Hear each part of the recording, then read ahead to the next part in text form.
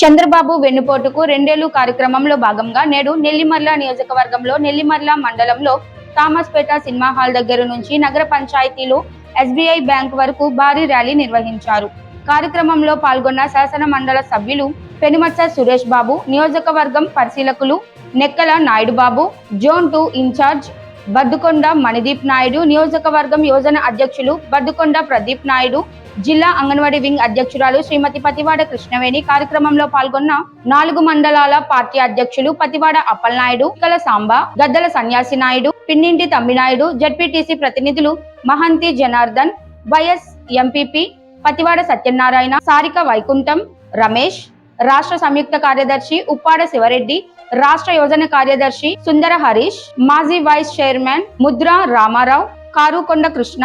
నియోజకవర్గం బీసీ అధ్యక్షులు కోటి నాయుడు, ఎస్సీఎల్ అధికార ప్రతినిధి రేగాన శ్రీను, భారీ ఎత్తున కార్యకర్తలు, ఎంపీటీసీలు, మాజీ సర్పంచ్లు, వార్డు కౌన్సిలర్లు తదితర ముఖ్య నాయకులు పాల్గొన్నారు.